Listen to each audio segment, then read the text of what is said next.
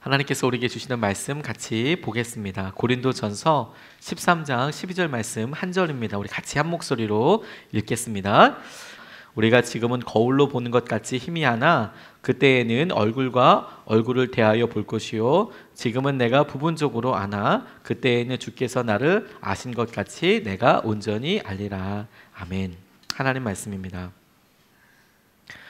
고린도전서 13장은 사랑장으로 유명한 말씀입니다.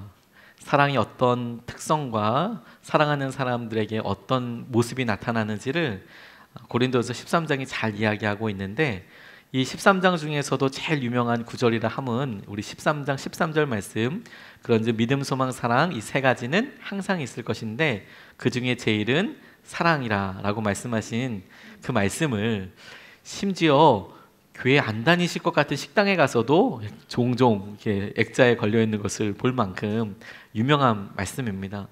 그런데 바로 그 말씀 앞에 오늘 우리가 읽었던 이 말씀, 본문 말씀이 우리에게 오늘 관계 중에서 특별히 이해하는 것에 대해서, 다른 사람을 이해하고 그 이해하는 것에 대해서 우리가 나아갈 믿음의 방향에 대해서 도전하는 말씀이라고 붙잡게 되었습니다. 고린도전서 13장 전체가 사랑에 대한 말씀인데, 그 중에서 이 사랑이라고 하는 것이 우리가 사람들 사이에 가지고 있는 관계의 가장 총화가 아닐까 싶습니다. 가장 중심이랄까요? 그래서 사랑하게 되었다면 해결될 많은 일들이 있게 되는데, 그 마지막 사랑, 믿음, 소망, 사랑, 그리고 사랑이 최고다라고 이야기하기 바로 전에 하나님께서 그 사랑에 있어서 인간 관계에 깨닫게 되는 그때가 있게 될 것이다. 어떻게 그렇게 깨닫게 되는가? 우리가 몇 주 동안 관계에 대해서 계속 말씀으로 붙잡고 기도해 왔는데, 오늘 이해에 대해서 이야기하면서 특별히 이해가 그 사람을 어떻게 이해할 것인가도 이해이지만, 그렇게 이해 안 되는 사람을 내가 어떻게 이해할 건가? 내가 어떻게 이해하면 살아갈 것인가? 오늘은 이 두 번째 관점에서 이해 안 되는 이런 상황들을 나는 어떻게 살 것인가에 대해서 우리가 주어진 말씀을 통해서 같이 은혜를 나누고 싶습니다. 괴산에서 목회할 때 다 형편이 그만하니까 그만한 목사님들이 모여서 아주 즐겁고 행복하게 보냈었습니다. 딱히 교회의 다른 사정을 이야기할 필요 없이 서로가 서로의 처지를 아니까 자유함이 있었거든요. 내가 있는 척하지 않아도 되고, 내 형편에 대해서 따로 설명하지 않아도 되고, 성도들이 딱 10명 미만이고, 그리고 주어지는 재정이나 이런 것들은 진짜 믿음의 싸움으로밖에 해결될 수 있는 방법이 없으니까, 그러니까 모이면 그냥 가만히만 있어도 너무 이해가 되는 그런 일들을 경험한 적이 있었습니다. 저도 그런 게 참 이해가 되긴 하더라고요. 이런 걸 우리가 동병상련이라고 이야기하죠. 같은 병을 앓고 있으니까, 같은 처지니까 그 마음이 어떤지 내가 안다라는 것이죠. 저는 제 삶에서 보니까 제가 자라왔던 환경들 때문에 그렇게 더 뼈저리게 마음 잔잔하게 이해가 가는 사람들이 몇몇 부류들이 있더라고요. 저는 등록금 때문에 고민하는 친구들 보면 참 마음이 애잔한 것 같습니다. 특별히 더 애잔한 것 같습니다. 저는 등록금이 없어서 학교를 휴학을 해봤거든요. 자퇴를 해야 되나 이런 생각도 해보기도 했었습니다. 학교에서 전화가 와서 내일까지 등록금 안 내면 퇴학이라고 한번 전화를 받고 나니까 이 학교를 내가 떠나야 되는 건가, 이런 생각을 한번 한 적도 있었거든요. 그러다 보니까 청년들이 공부해야 되는데 등록금이 없다 이러면 굉장히 마음이 좀 짠해지는 것 같아요. 그 마음이 아니까, 그게 그냥 웃고 있어도 사람들에게 이야기하지 못한다는 걸 아니까. 저는 신앙생활을 하면서 어려움에 처하고 계신 분들에 대해서도 너무 공감이 많이 갑니다. 제가 목회자 자녀로 계속 자라면서 아버지께서 목회하시는 상황을 바깥에 나가서, 지금은 은퇴하셨으니까 이야기하기가 좀 편하지만 아버지께서 목회하실 때 우리 집은 너무 힘들어요 이렇게 편하게 이야기할 수는 없었거든요. 그냥 사람들이 보기에 은혜로 다 잘 살고 있습니다 라고 이야기하지만, 우리 집이 세상 사람들이 흔히 말하듯 찢어지게 가난하다는 것을 이야기할 수는 없었으니까, 제 입으로요. 그러니까 신앙생활을 열심히 한다고 하는데 힘듭니다, 아픕니다 라고 이야기하시는 분들을 보면 너무너무 이해가 가요. 마음이 너무 아프다, 웃는 게 아니겠다, 이런 생각을 설명하지 않고도 이해가 너무너무 많이 됩니다. 설명하지 않아도 가끔 알게 되는 경우를 우리가 이해한다라는 표현을 쓰지 않습니까? 내가 공감한다, 이해한다.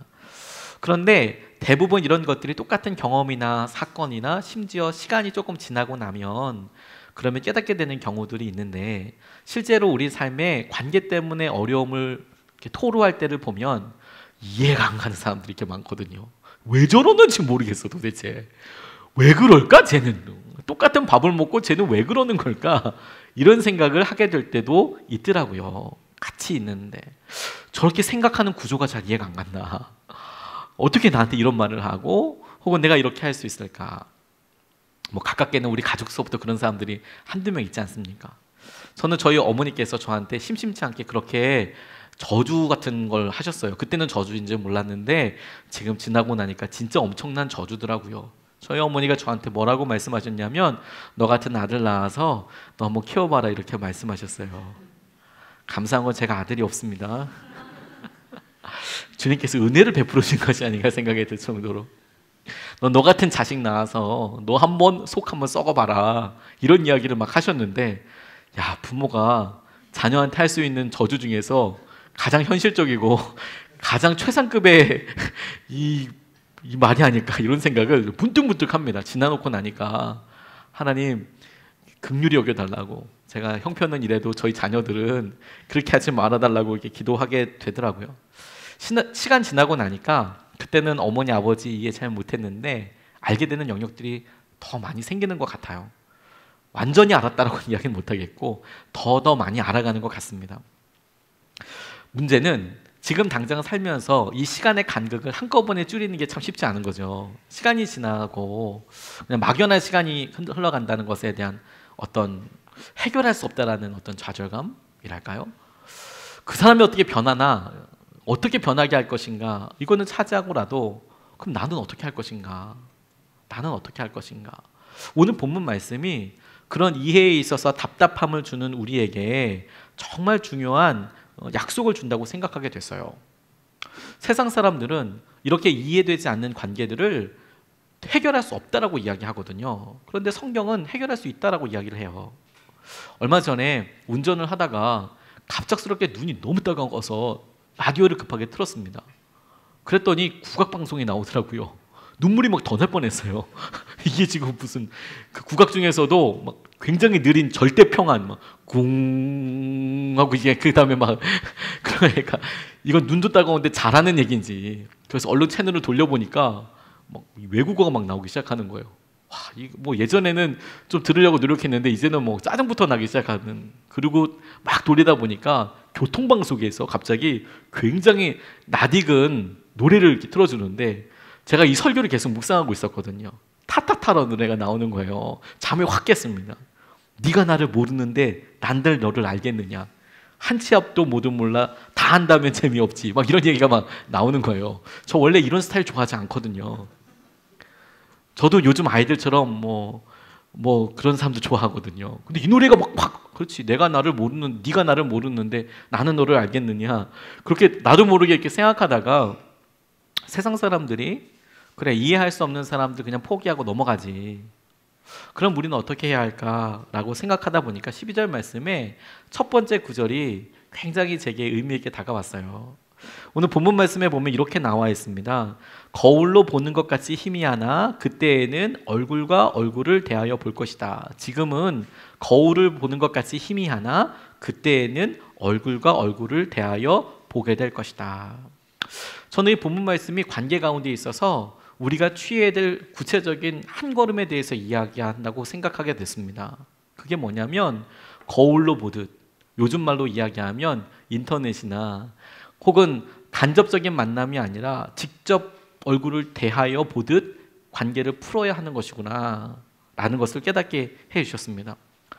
거울로 보는 것 같이 희미하다라는 말에는 약간의 설명이 필요하겠습니다. 거울의 역사라고 검색을 해보니까 거울이 언제적부터 보았나, 이때 발견된 것 중에서 제일 오래된 것은 기원전 한 2800년 전의 것으로 추측되는 거울도 있답니다. 물론 그 거울은 동판입니다. 동판. 최초의 거울은 아마도 물이었겠죠.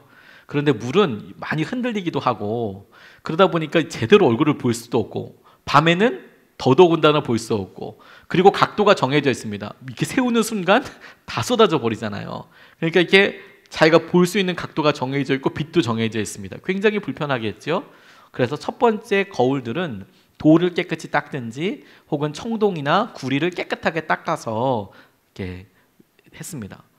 그런데 기술이 아주 평평하게 만드는 게 기술이거든요. 그래도 구부러지고 막 그러니까 얼굴이 그 구부러진 금속에 따라서 같이 조금 구부러지고 그렇게 되었겠지요. 그래서 어른어른 잘 닦아서 비춰보게 되는 것이 첫 번째 원형인데, 지금 우리가 쓰고 있는 형태는 한 12에서 13세기 정도에 발견되었을 것이다라고, 발명되었을 것이다라고 이야기합니다. 유리가 발견되고 그 유리 뒤에다가 이렇게 이면을 은이나 수은 같은 것을 칠해서 발견하는 이런 거울 형태 말입니다. 그리고 한 16에서 17세기 정도에 전 유럽에 퍼지게 된 것이 시작으로 해서 우리가 지금 쓰고 있는 형태가 되었다. 성경에 쓰여졌던 때를 생각해 보면 그냥 두 번 생각할 것 없이 이 동판 구리 거울이었다라고 생각하면 되겠습니다.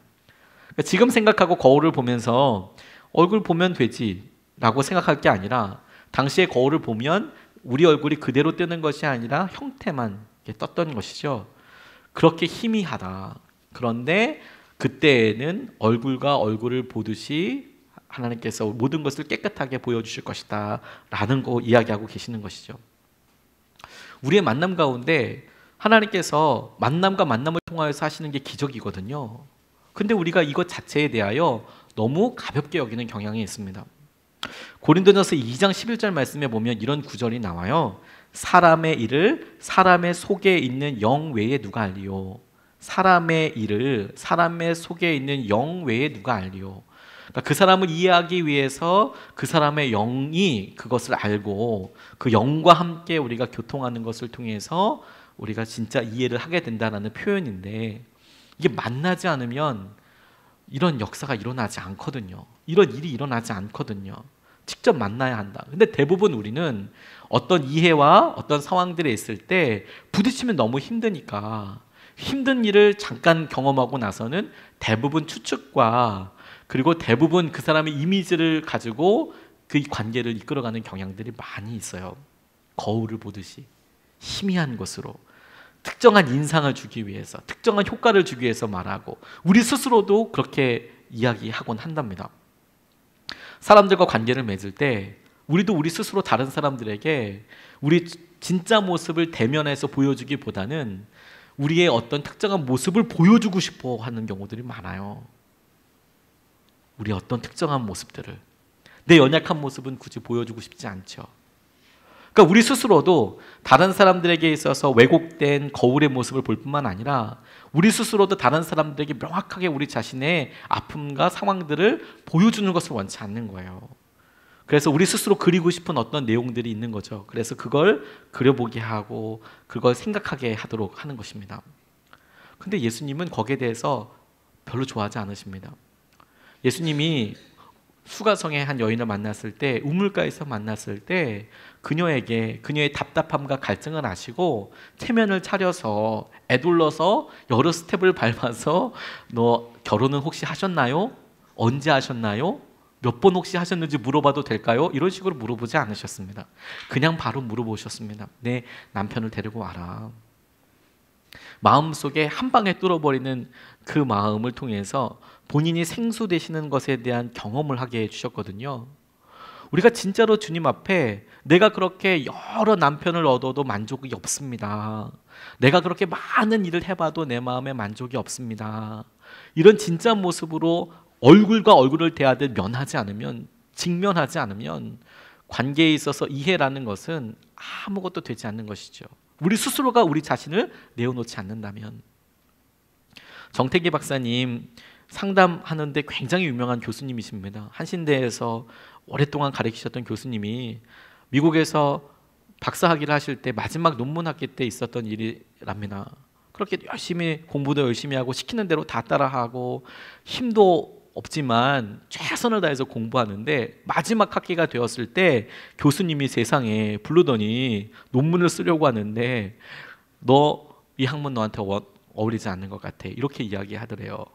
그게 뭐 대단한 일일까 싶지만 그건 대단한 일입니다. 왜냐하면 그러면 그 학교에서 논문을 못 쓰는 거예요. 박사학위를 못 받는 거예요. 그러면 끝나는 거거든요. 그러면 다른 학교를 가든지 심지어 미국 같은 경우에는 같은 계열에 있지도 못합니다. 그 박사님이 갖고 있는 그런 예를 들어 심리학이다. 그러면 심리학과 계통이 없어요. 사회학으로 옮기든지 뭐 사회 심리학으로 바꾸든지 아예 계열을 바꿔야 되는 거죠. 그러니까 얼마나 청천벽력입니까? 정말 자기가 그렇게 학문에 어울리지 않으면 1학기 때 얘기하든지 박사과정 코스석을 다 끝내고 논문 쓰려고 하는데 지금 와서 그러는 건 반칙이잖아요. 너무 화가 나더래요. 얘기를 버버버 해보다가 더 이상 쓸 수 없겠다고 단호하게 미국 선생님 얘기하니까 너무 화가 나더래요. 그래서 벌떡 일어나서 문을 팡 닫고 나가버렸답니다. 그리고 막 갔는데 갑자기 뒤에서 다시 문 열리는 소리가 나더니 교수님이 막 뛰어오는 소리가 들리더래요. 그러더니 미스터 정 그걸 붙잡고 이렇게 다시 교수실로 데리고 오더니 너 공부해도 될 것 같다 이렇게 이야기를 하시더라는 거죠. 뭐 장난하는 것도 아니고 이게 뭘까 생각해 보니까 교수님이 그런 이야기를 하시더래요. 너 상담 공부하는데 그동안에 너를 보고 너 주위에 있는 여러 클래스메이트들 이야기를 들어보니까 너 화도 한 번 안 내고 살았다며. 어떻게 사람이 사는데 네가 사람의 마음을 이해하고 그리고 그 이해하는 것들을 이해해서 어떤 상담 길을 하고 뭐 예를 들고 이런 걸 하는 학문을 하는데 네가 너 자신에 대해서 그렇게 똑바로 직면하지 못하고 표현하지 못한다면 너 이 공부 할 수 없을 거라고 나는 판단했다. 근데 네가 조금 전에 화내는 거 보니까 너도 사람이고 너도 그렇게 공부할 수 있겠다는 자격이 있다는 것을 내가 알았다. 이렇게 이야기하셨다라고 본인이 이야기하시더라는 거죠. 실제로 이 정태기 박사님이 그렇게 하게 된 이유가 어렸을 때 아버지께서 술만 먹으면 오셔서 그렇게 많이 때리셨대요. 숨어 있고. 그러니까 자기를 표현하면 안 된다. 몸은 커버렸지만 마음은 아이 같아서 아버지 앞에 그 아이 같아서 두렵고 내 모습을 솔직히 이야기하면 내가 버림받겠구나, 맞겠구나 이런 생각 때문에 하지 못했던 것이죠. 그런데 이 정태기 박사님이 그렇게 자기의 모습을 내어놓고 나니까 비로소 학문이나 여러 가지 일들에 첫 발자국을 내딛게 되는 것이죠. 다른 사람을 이해하고 다른 사람들이 어떻다라고 이해하는 것은 어떤 지식이 필요하고 과정들과 어떤 때는 상담도 필요하지만 정작 우리 자신은 바꿀 수 있지 않습니까? 우리 자신 스스로는. 근데 제일 먼저 필요한 게 뭐냐면 우리가 얼굴과 얼굴을 대하듯 솔직하게 직면해야 한다는 거예요. 내가 뭐가 잘못된 건지, 내가 뭐가 힘든 거지 그 사람 때문에. 힘든데 힘들지 않다고 있는 게 아니라 난 어떤 사람인지에 대해서 생각하고 보게 해야 된다는 것이죠. 저는 이 말씀 이렇게 저한테 묵상해 보다가 제게 있어서는 이미지 같은 게 되게 많이 방해가 된다는 것을 알았어요. 그리고 이게 대부분 많은 분들에게도 그렇다는 생각이 들었습니다. 뭐냐면 자기가 생각하는 이미지가 있어요. 그래서 자기는 그런 사람이라고 그리면서 살아갑니다. 그런 사람이 되고 싶다고 생각하면서 살아갑니다. 그래서 자기의 날 모습 이대로를 잘 인정하고 싶지 않아요. 내가 연약한 모습 보여주기도 싫고 그 모습은 자기가 아니라고 생각하는 거죠. 내가 막 무너지고 연약한 것들에 대해서도 인정하고 싶지 않아요. 사람들 앞에서도 그렇고 나 혼자서도 그렇고 싶지는 않아요. 그런 한 가지 것들이 꼭 있더라고요. 목사님들을 많이 만나보면 목사님들에게 공통적인 목사님들이 대부분 원하시는 이미지가 있어요. 제가 느끼기에 제 주위에 있던 목사님들은 어떤 이미지인지 아십니까? 제가 보기에 공부 잘하는 이미지를 갖고 싶어 하세요. 그래서 학위에 굉장히 목숨을 거세요. 박사학위 막 이런데 박사학위를 한다고 해서 더 많이 알까? 좀 알겠죠. 제가 박사학위를 안 받아봐서 제가 가방까지 짧아가지고 감히 얘기할 수는 없지만 공부를 하고 그렇게 하죠. 그런데 가끔 보면 그렇게 공부를 해서 얻을 수 있는 학위 말고도 그냥 어떻게든 얻을 수 있는 학위들도 있는데 그걸 굳이 그렇게 해서 이렇게 박사학위 하면 이게 가운데다 3줄 긋거든요. 3줄 거요. 여기 3줄 거요. 그래서 목사님들 가운 입고 나올 때 가운 괜히 입고 나오시는 게 아니라 여기 3줄 있으신 분들만 입어요. 유기성 목사님은 평소에 가운 안 입으시죠? 이유가 있어요. 꼭 그 이유는 아니지만 저도 평소 때 안 입습니다. 저도 굳이 굳는다면 1개 반, 2개 너무 좋아하지 마십시오. 갑자기 제가 뭐 박사를 하겠다고 이야기하지는 않겠지만 박사하면 여기 3줄 긋거든요. 요거 어떻게 3줄 한번 그어보시려고. 사실 저한테 오면 제가 형광펜으로 예쁘게 그려드릴 수 있는데 이거 세 줄, 박사면 세 줄 긋는 거거든요. 근데 목사님들이 그렇게 내가 공부 잘하는 이미지를 되게 원하시는 것 같아요. 아니면 설교를 하는 사람이니까 그런 모습이 있는 것 같죠. 저는 솔직히 그건 별로 의미가 없는 것 같아요. 그냥 제 모습이 그냥 그대로 하든 못하든 그냥 이 모습 그대로는 극복이 된 것 같은데, 제게 있어서 내가 뭐 때문에 어떤 이미지에 많이 숨으려고 하는가, 가면 뒤에 숨으려고 하는가. 저는 가만히 보니까 성실한 모습 뒤에 이렇게 숨으려고 그러는 것 같아요. 사람들한테 내가 성실한 목사로 보여지기를 원하는 것 같아요. 말하는 걸 가만히 들어보면. 그런데 뭐 그게 나쁜 건 아니지 않습니까? 예를 들어서 공부 잘하는 목사님 자체가 나쁜 건 아니지 않습니까? 그건 되게 존경받으려 해야 될 일이거든요, 사실. 근데 문제는 거기 뒤에 숨어서 내가 진짜 내 모습을 마주하지 않는 거죠. 저도 가만히 뒤에 숨어서 보니까 어떤 모습이 뒤에 숨어 있는가 말씀을 준비하면서 계속 질문해 보니까 예전 사람들이 생각나더라고요. 성실하고 열심히, 그래 사람들한테 더 열심히 보내고 출근도 일찍 하고 퇴근도 늦게 하고, 내가 열심히 해야지, 열심히 사역해야지, 전심으로 사역해야지, 이런 것 자체에는 뭐라고 할 사람이 아무도 없지만, 제가 제 주위에 함께 동력했던 사람들이 보는 저의 모습은 성실한 모습이 아니더라고요. 성실하다는 표현을 쓰지 않고 워커홀릭이라고 부르더라고요. 일에 중독된 것 같아. 일을 엄청 좋아해. 아무튼 퇴근을 안 해. 그러니까 전도사님들이 제가 담당하고 있었던 파트에는 퇴근을 못 하시는 거예요. 막 10시, 11시까지. 제가 거기 앉아 있으니까. 너무 힘들어하는 거죠. 근데 그걸 보면서 저도 사실 되게 괴로웠거든요. 그런 모습이. 내가 그 모습 이미지를 하나 지키기 위해서 내가 스스로 막 저를 막 주리를 틀듯이 막 힘들게 하고 어렵게 하고 막 그러기도 하고, 심지어 관계도 어려워한다는 것을 제가 이렇게 보게 됐어요. 너무 힘들더라고요. 내가 사람과 내 모습 이대로, 나 연약하고 나 피곤할 때도 있고, 피곤하면 잠도 자야 하고, 아플 때도 있고, 아플 때는 좀 누가 도와줬으면 좋겠고, 그런 것들에 대해서 솔직히 얘기하지 않고 난 언제나 똑같은 모습으로 사역을 하고 그렇게 성실하고 그렇게 나는 해야 해 라는 것 때문에 저 자신도 자유하지 못하고 그런 모습으로 성도님들 대하다 보니까 맨날 제가 듣는 제일 불편한 말이 목사님 얼마나 바쁘세요. 너무 쥐구멍에 숨고 싶는 거죠. 안 바쁘거든요. 미리 약속만 하면 다 만날 수 있거든요. 근데 그런 이야기를 탁 들으면 마음이 벌컥벌컥 놀라는 거예요. 내가 잘못된 거구나. 누군가가 저를 만나려고 하는데 마음으로 다가오지 못하고 바쁘잖아요. 이렇게 얘기한다면. 제가 금요일 날 말씀 보다가 로마서 말씀 보고 자유함을 얻었어요. 14장 22절 말씀에 제가 이 본문 말씀을 준비하면서 목요일 날 읽었네요. 말씀을 계속 일주일을 묵상하면서 이 말씀 하나님께서 제게 약속의 말씀으로 폭 주셨어요. 로마서 14장 22절 말씀인데 여러분들도 한번 꼭 집에 가서 찾아보십시오. 세번역 성경입니다. 그대가 지니고 있는 신념을 하나님 앞에서 스스로 간직하십시오. 자기가 옳다고 생각하는 일을 하면서 자기를 정죄하지 않는 사람은 복이 있습니다. 자기가 옳다고 하는 일을 하면서 스스로 정죄하지 않는 사람은 복이 있는 사람입니다. 제가 이 말씀 보다가 얼마나 자유함을 누렸는지 몰라요.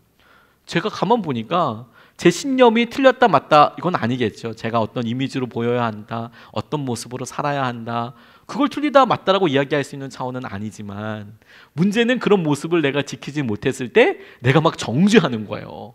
막 새벽 기도를 가야 되는데 평소 때보다 막 5분 10분 늦게 일어났다. 그럼 마음속에 막 분노가 일어나는 거예요. 이게 분노할 일이 아니잖아요. 하나님 감사합니다, 깨워주셔서, 이러고 나와야 되는 건데 마음 안에 아직까지도 이게 안 되니? 막 이런 생각들. 막 새벽기도 끝나고 나서 말씀 이렇게 분량을 정해놨는데 읽지 못하면 너는 목사인데 이것도 안 되니? 뭐 이런 자책감들. 내가 이런 이미지 뒤에 숨어서 진짜 하나님께서 나를 다루시려고 하고 내가 내 자신에 대해서 직면할 수 있는 것들을 다 피하는 거구나. 난 사실 성실한 목사 아니어도 되는데, 난 하나님의 종이면 되는데. 우리가 이해하기 위해서, 다른 사람들을 이해하기 위해서 첫 번째로 준비되어야 될 것이 무엇이냐면, 내가 나 스스로 내가 대면하듯이 준비가 돼야 된다는, 솔직하게 얼굴과 얼굴을 대하듯이. 두 번째로 하나님께서 우리에게 보여주시고 약속처럼 붙잡게 하시는 것이 무엇이냐면 오늘 본문 말씀에 나와 있는 대로 지금은 부분적으로 아나 그때에는 온전히 알게 될 것이다 라는 것이죠. 지금은 부분적으로 네가 알아. 근데 그때에는 온전히 알게 될 거야. 지금과 그때가 우리에게 굉장히 중요한 의미를 준다고 싶어요. 왜? 지금 우리가 이해가 안 돼, 저 사람. 나도 이해가 안 돼. 근데 나 어떻게 준비해야 해? 그럴 때 하나님께서 우리에게 이 말씀으로 이렇게 꼭 집어서 약속해 주시는 거예요. 너 지금은 부분적으로 알아. 하지만 지나고 나면 다 알게 될 거야. 온전하게. 지금 아는 분량은 이만큼이지만 너 온전히 알아가기로 노력하면 되는 거야. 이해 안 되는 사람들과 살아가게 될 때, 그리고 내 마음속으로 이해가 되지 않을 때 지금 한꺼번에 모든 것이 다 되지 않는다라고 너무 섭섭하고 힘들어할 필요가 없어. 지금은 부분적으로 아나 그때는 온전히 알게 될 날이 올 테니까. 전체를 보면 다 되고 있는 맥락을 보면 그렇게 성질내고 아등바등 하지 않아도 살만한 일들이 많이 있거든요. 근데 우리가 딱 요거 끊어서 보니까 지금 놓치면 타이밍을 놓쳐서 영원히 안 돼, 어려워, 돌이킬 수 없어 이렇게 생각을 해서 스스로 막 너무 어렵게 하는 거예요. 그 이해가 안 되고 그런 사람들이 내 주위에 있는 사람 내 말을 따라주지 않으니까. 한 번은 우울증 때문에 고민하는 어머니의 딸을 만나게 됐어요. 어머니가 막 말도 너무 세게 하시고 그러니까 이 딸이 막 거의 너무 힘들다고 어머니 왜 그러신지 모르겠다고 거기다가 이분이 막 너무 극단적인 말을 하시는 거예요. 자기에 대해서 내가 세상을 떠나야겠다. 그런데 이게 한 번, 두 번은 장난인 줄 알았는데 이거 너무 심각하게 얘기하니까 이 딸이 겁나는 거죠. 우리 엄마 어떡하나. 그러니까 하다 내가 기도도 하고 눈물로 매달려 보고 엄마 왜 그래요? 그렇게 하다 안 되니까 오죽 힘드니까 본인도 제게 와서 이제 상담을 하게 됐습니다. 퇴행성 질환으로 아픔을 토로하시는데 아무것도 해드릴 수 없고 뭐 몸도 마음도 아프다고 얘기하시는데 목사님 어떻게 해야 될지 모르겠다고 진짜 아무것도 모르게 이렇게 찾아왔습니다. 저도 뭐 알겠습니까? 그 어머니를 아는 것도 아니고 지금 상황을 처음 듣는 것이고 여러 듣다가 이야기를 가만히 하다가 하나님께서 제게 그냥 지혜 하나를 주셨어요. 질문처럼 하나. 어머니 나이가 어떻게 되시니? 이렇게 물어봤어요. 어머니 나이가 대충 어떻게 되시니? 그랬더니 얼마라고 이야기를 하시더라고요. 주님이 제게 주신 지혜가 뭐냐면 야, 너 인터넷에서 갱년기 장애라고 한번 쳐볼래? 그렇게 한번 검색을 한번 해볼래? 그리고 거기에 나타나는 여러 변화들과 심리적인 현상들에 대해서 어떻게 드러나는지 너 한번 읽어볼래? 그렇게 이야기를 했어요. 근데 얘가 이렇게 찾아보고 정리해 보더니 자기 엄마한테 맞는 게 너무너무 많은 거예요. 체크가 다 똑같다까지는 아니더라도 이게 우리 엄마가 막 가끔 가다가 막 너무 우울해요. 뭐 죽겠다는 이야기를 너무 많이 해요. 뭐 어디가 아프대요. 뭐 이런 얘기 막 체크를 하게 되는 거죠. 그렇게 지나가서 그래 내 생각에는 너희 어머니가 열심히 신앙생활도 하시고 그러지만 갑작스럽게 올해 근래에 그렇게 되셨다면 혹시나 어떤 몸이나 이런 데 변화가 있으실 수도 있어. 나이가 또 그런 비슷한 나이인 듯 싶다. 몇 살부터 딱 시작한다고 나이는 나와 있지 않잖아. 그러니까 대충 이런 시기일 것 같은데 어머니 놓고 네가 한번 기도해보면 어떨까? 라고 이야기를 하는데 그 친구가 굉장히 안심을 하고 가더라고요. 안심하는 이유는 뭐냐면 그래도 뭔가 이유를 찾은 거예요. 나는 부분적으로 우리 엄마가 죽는데 날마다 나만 보면 죽겠대. 너무 아프대. 그거 이해가 안 가는 거야. 이것만 보면. 그런데 많은 케이스를 보고 이렇게 갱년기 장애를 앓고 있는 어머니들이 이러이런 생각들을 하시더라. 조금만 다른 환경으로 이렇게 보고 나니까 전체 나이의 스펙트럼으로 보고 나니까 우리 어머니가 특별하게보다는 그냥 그런 어머니들 중에서 한 부분 그런 형태를 드러나고 있는 그런 모습이라고 얘가 깨달아진 것 같아요. 내가 이렇게 과도하게 나 스스로를 쪼릴 필요가 없는 거구나. 이해가 안 된다고 내가 힘들 게 아닌 거구나. 아주 단순한 사실 하나 알았지만 마음속으로 그렇구나. 내가 이거 괜찮은 거구나. 다들 그런 거구나. 그거 하나로도 얼마든지 변할 수 있게 되는 것이죠. 아프리카 방문했던 어떤 분이 아프리카 돌아다니면서 어떤 문장 하나에 굉장히 커다란 은혜를 받으셨대요. 영감을 이렇게 받으셨답니다. 우리가 보기에 아프리카는 미개해 보이지만 나름 무구한 역사를 갖고 있거든요. 나름 그 부족 간에 똑같은 방식으로 내려왔던 이런 전통들이 뭐 수백 년, 수천 년까지는 모르겠지만 역사라는 게 기록돼야 역사가 되니까 몇 천 년인지는 뭐 모르겠지만 적어도 그의 아버지 때까지는 올라갈 수 있는 전통들이 아프리카에 많이 남아 있는 거죠. 근데 그 문화 중에 이런 표현이 있답니다. 우분투, 응굿분투, 응가반투. 아이고 말이 어렵더라고요. 반투어라고 합니다. 우분투, 응구분투, 응가반투. 이게 뭐냐면 한 사람은 다른 사람들을 통해 한 사람으로 존재한다. 한 사람은 다른 사람들을 통해 한 사람으로 존재한다. 나는 나 혼자서 존재하지 않고 내 주위에 있는 다른 사람들을 통해서 나로 존재한다. 우분투라고 이야기합니다. 이걸 히랍의 철학자는 사람은 사회적인 동물이다. 나 혼자서 이렇게 살 수 없고 같이 있어야 알게 된다. 이런 식으로 표현을 했죠. 근데 교회 하나님께서도 말씀에 이렇게 이야기하셨어요. 너 혼자 아니고 교회의 몸으로서 살아가는 것이라고 말씀하고 계시죠. 혼자서 살 수 없거든요. 그런데 이렇게 관계를 하면서 이해되지 않고 그러나 이런 관계들을 만나고 그리고 만나서 끊임없이 부딪히는 과정들을 통해서 사실 우리가 진짜 우리의 모습을 깨달아가고 알아가게 되는 것이죠. 처음에는 부분을 아는데 이제 그런 시간들이 우리에게 온전함을 알아가게 해요. 우리에게 주로 고통이 되는 건 뭐냐면 도대체 이 시간이 얼마나 길어지느냐가 이제 문제의 아픔이죠.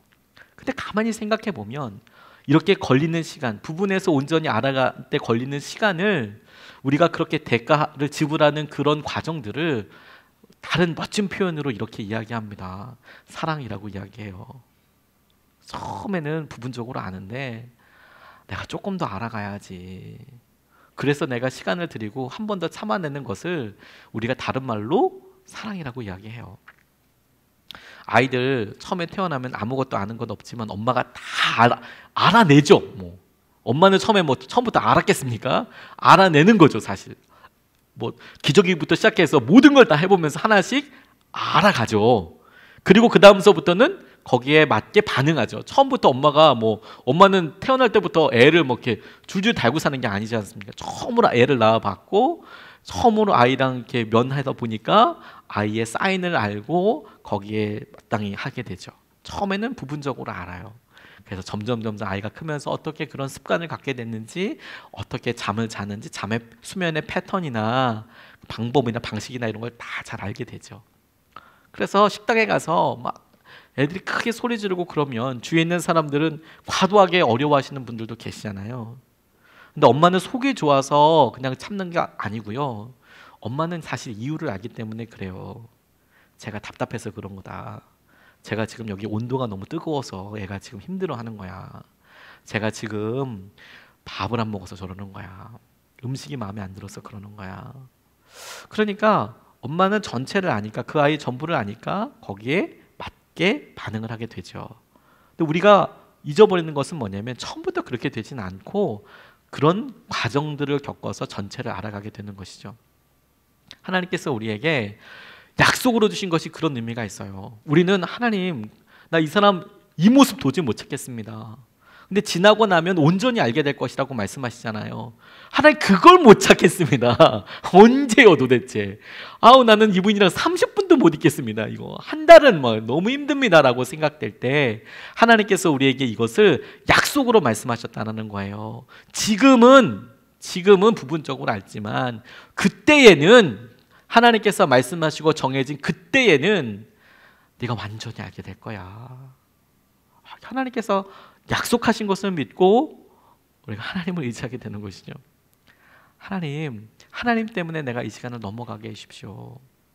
이해되지 않는 순간에, 내가 그 사람 때문에 힘들어하는 순간에 그 사람의 모습과 그 사람의 어떤 것에서부터 내가 참아야 될 이유를 찾는 게 아니라 하나님께서 그렇게 약속하신다고 하게 되실 거라고 이야기하셨으니까 하나님 제 삶에 이게 일어나게 해주십시오. 이게 이해에 있어서 우리를 굉장히 안심시켜주는, 그래 나 이해 못하는 거 당연하지, 나 지금 부분적으로 아니까 힘든 것도 당연해, 하지만 하나님께서 시간을 주실 거야. 하나님을 믿는 거죠. 제가 여러 생각거리를 주게 하는 자매가 있었습니다. 이 관계 문제를 설교하다 보니까 저 스스로도 지나온 관계들을 많이 생각하게 되는 것 같아요. 저를 너무 생각을 많이 하게 하는 자매 한 명이 있었거든요. 저희 집사람이 아니고 생각을 많이 하게 하는 자매라 하면 같이 신앙생활을 하는데 사사건건 반대하는 것 같은 느낌이 드는 거예요. 반대한다가 아니고 반대하는 것 같은 느낌이 드는 거예요. 같이 있으면 뭔가 나에 대해서 불편한 마음을 갖고 있는 것 같은 거죠. 말 한마디를 해도 쉽지가 않은 거예요. 뭐 그렇게 얘기하면 되는데 뭔가 이게 의도가 있는 걸까? 이렇게 자꾸 생각하게 되게끔 뭔가 이게 좀 그런 거죠. 그렇다고 제가 특별히 잘못한 것 같지는 않은데 항상 저를 볼 때마다 이렇게 무언으로 이야기하시는 것 같아요. 네 죄를 네가 알렸다, 뭐 이렇게 얘기하는 것처럼 너무 잘못했나 이런 생각이 드는 그런 자매 한 명이 있었거든요.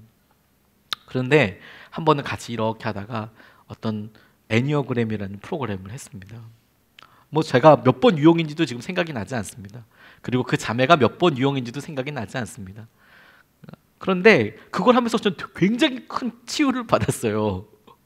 왜냐하면 당시에 뭐 제가 몇 번 유형이어서 뭐 이런 게 아니고 쟤랑 난 다르구나. 그리고 그때 당시에 설명을 들어보니까 쟤는 저렇게 생겨 먹어서 저렇게 사는 거구나. 나는 이렇게 생겨 먹은 거고. 그런 거였네.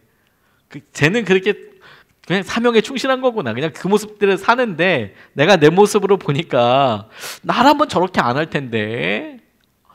그런데 저 사람은 저렇게 하네. 나랑 똑같다고 생각하는 것 자체가 내가 스스로 상처를 챙겨 먹고 있는 거구나. 마치 비타민 챙겨 먹듯이 내가 상처를 먹어줘야 될 타이밍에 비타민 챙겨 먹듯이 계속 상처를 골라 먹고 있더라고요. 내가 그럴 필요가 굳이 없는데 걔는 그냥 그렇게 사는 건데 굳이 나를 반대하는 것도 아니고 반대한다면 내가 그렇게 생각하는 거지 그냥 본인이 그렇게 살아가는 거죠. 근데 저한테는 그게 되게 자유함이 됐어요. 제가 그 사람의 뭐 다 알아서가 아니라요. 제 어떤 부분들을 있지만 내가 온전하지 않고 부분만 알고 있던 것에서 조금만 다른 게 있다는 것만 알아도 그거 그렇게 어려움이나 힘든 것이 아니더라고요. 그러니까 그렇게 하나님께서 알려주시고 조금씩 나아가는 것에 대해서 우리가 약속을 붙잡는 거예요. 하나님께서 온전히 알게 해줄 때가 올 거야. 온전히. 내가 낳은 자식인데도 내가 모르겠다. 그러니까 지금 떨궈버리자. 이게 아니라 알게 해주실 거야. 알게 해주실 거야. 근데 이 말씀에서 또 하나 제게 굉장히 중요한 약속의 말씀으로 다가왔던 게 있다면 이런 표현입니다. 세 번째로 지금은 내가 부분적으로 아나 그때에는 주께서 나를 아신 것 같이 알게 된다는 거예요. 그러니까 내가 아는 게 있고 주께서 나를 아시는 내가 있더라고요. 그러니까 내가 아는 나와 주께서 나를 알고 계시는 수준이 있는 거예요. 이게 불행히도 달라요. 이게 항상 우리의 어려움과 고민의 시작이죠. 내가 생각하는 나와 하나님께서 나라고 생각하는 것, 나를 알고 계시는 것이 달라요. 그리고 그 사람도 달라요. 내가 생각하는 그 사람과 하나님께서 생각하시는 그 사람이 당연히 달라요. 이걸 인정하는 게 너무너무 중요한 거라고 싶어요. 이해할 때 첫 번째는요, 그 사람이 하나님이 아니라는 사실을 인정하는 것에서부터 시작돼요. 그 사람은 사람이지 하나님이 아니죠. 그러니까 전지전능해서 나한테 다 그렇게 해줄 수 없어요. 그걸 인정하는 거죠. 그건 사람이니까 사람으로서 하나님께서 하나님이 알고 계신 수준으로 그 사람을 알 수 있도록 우리가 기도할 뿐이죠. 12년 동안 혈루병을 앓았던 여인이 있었습니다. 그가 마음의 소원이 예수님 붙잡기만 해도 나을 수 있겠다는 믿음이 생겼어요. 너무 귀하지 않습니까? 그래서 예수님을 정말 붙잡았어요. 그리고 병이 나았어요.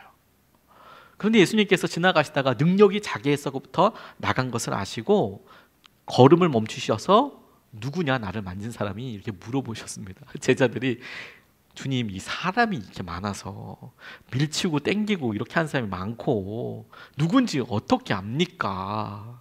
이게 제자들이 이 상황에 대해서 이해하고 있는 전부 다였습니다. 밀치고 있는 수준. 밀쳐서 어떻게 부딪히고 잠길 수도 있고 뭐 뭔지 모르게 이렇게 가고 있다라는 수준, 이게 제자들의 이해 수준이죠. 그런데 예수님은 어떤 것을 보고 계시냐면 누군가 의도적으로 갈급한 마음을 가지고 나를 만졌고 그가 나았다. 주님이 알고 있는 수준과 제자들이 똑같은 이런 무리들 가운데 알고 있는 수준이 달랐어요. 뿐만 아니라 여러분, 그렇게 지체된 듯 싶어서 야이로의 회당장의 딸이 죽었다라는 연락을 받게 됩니다. 죽었구나 사람들이 가니까 곡을 하고 그러고 있었어요. 그런데 예수님께서 이 아이 죽은 거 아니고 잔다라고 말씀하셨어요. 사람들이 보기에 이해하는 수준은 뭐였냐면 죽은 거예요. 죽은 거. 현상으로 드러난 것, 그냥 보여지는 정체는 죽은 것이 보여졌어요. 근데 주님께서 보고 계신 팩트는, 실제는 뭐였냐면 자는 거였어요. 예수님께서 자고 계신 그 여인을, 자고 있는 그 소녀를 달리다금 일어나라, 그래서 일으켜 주셨죠.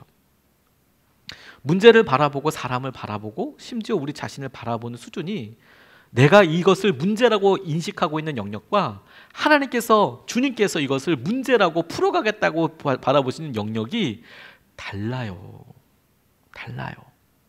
그런데 말씀은 우리에게 뭐라고 말씀하시냐면, 우리가 주님께서 행하시는 그만큼 우리에게 주님께서 우리를 보고 계시는 무언가가 있다라는 것이 다르기 때문에 힘들구나, 포기해야 되는구나가 아니라, 그러면 주님께서 우리를 보고 계시는 그 수준으로 우리가 우리 자신을 보고 사람들을 볼 수 있도록 기도해야 하는 거구나, 이게 옳은 방향이라고 생각하게 됐어요.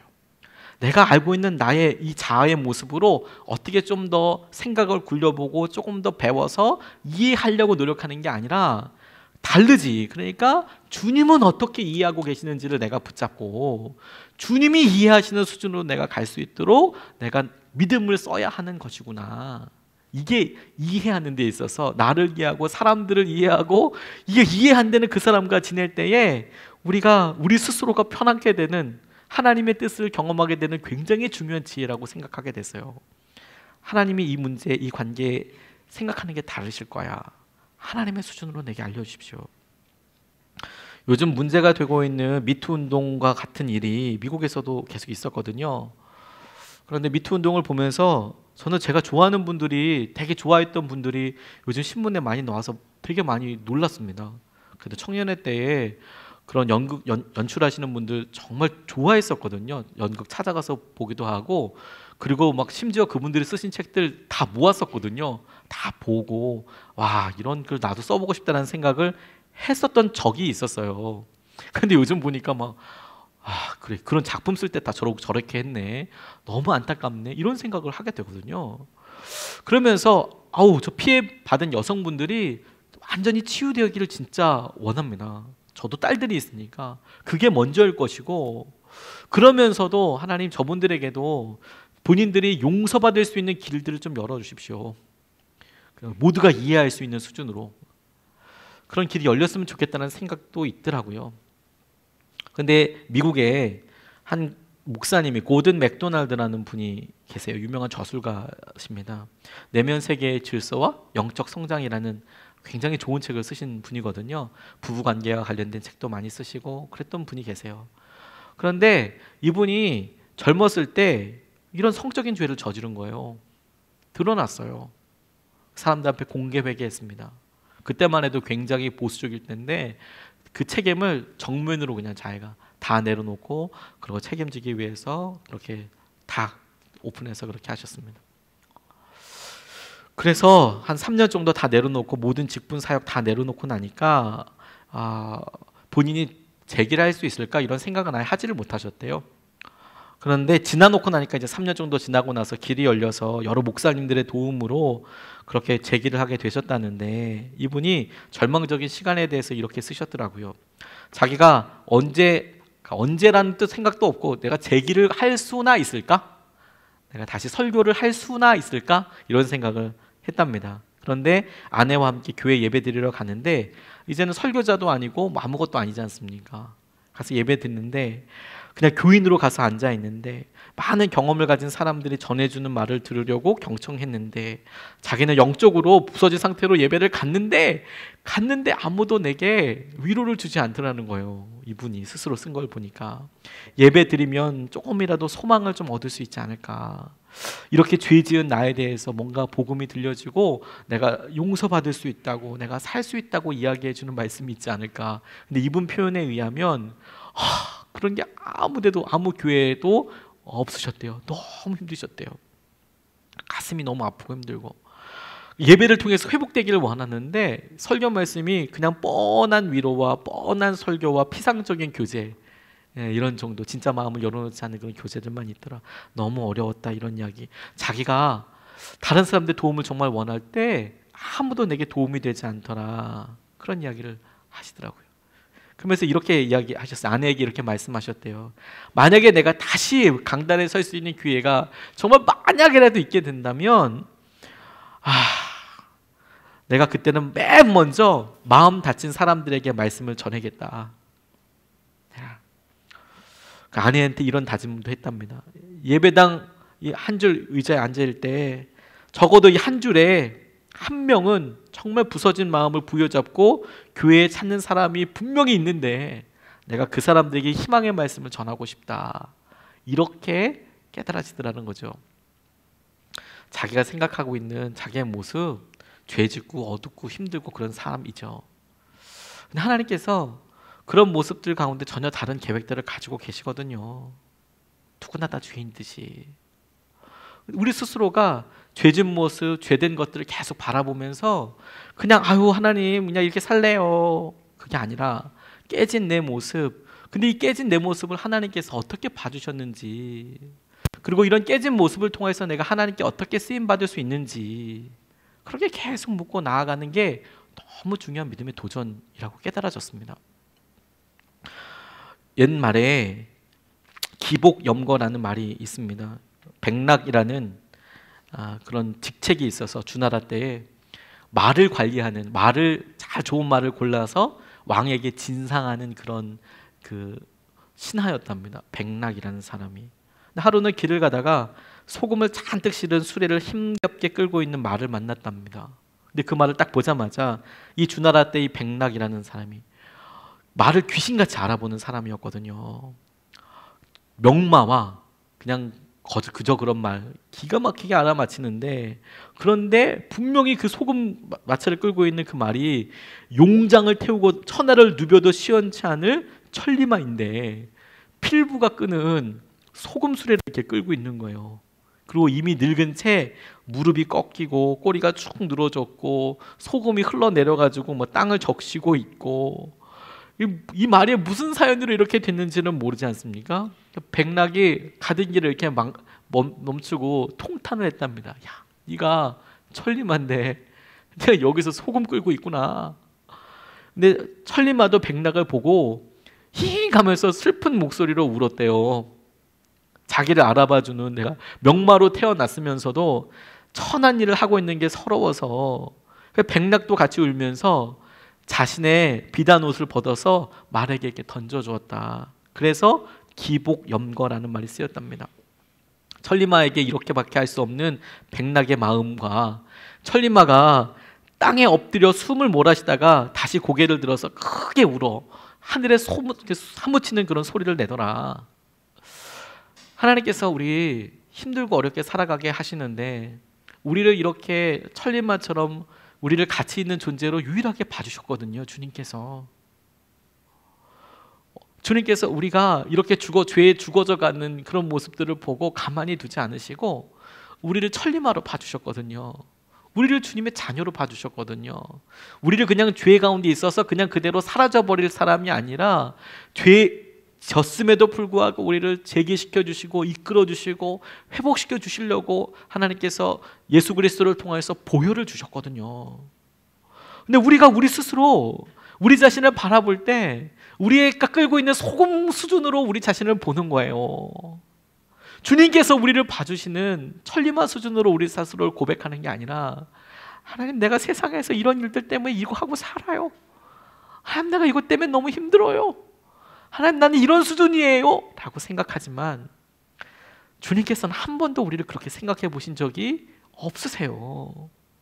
그러니까 우리가 이런 이해 안 되는 사람들과의 관계에서도 우리가 막 마음이 어렵고 내 자신도 힘들어서 마음이 어렵고 그럴 때 꼭 생각해야 될 게 뭐냐면 주님은 그렇게 생각하지 않으신다는 것이죠.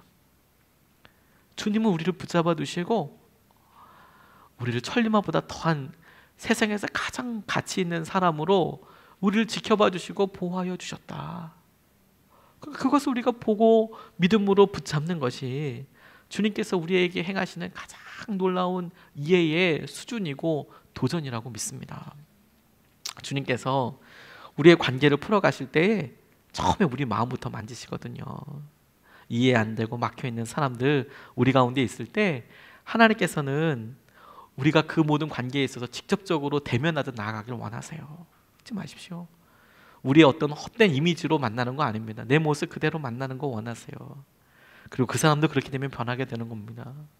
그리고 하나님께서 우리가 지금 부분밖에 모르겠어요. 화나고 힘들어요. 근데 온전하게 하나님께서 알게 해주실 때가 있다고 얘기해 주셨잖아요. 그 말씀 붙잡고 나아가는 거죠, 하나님.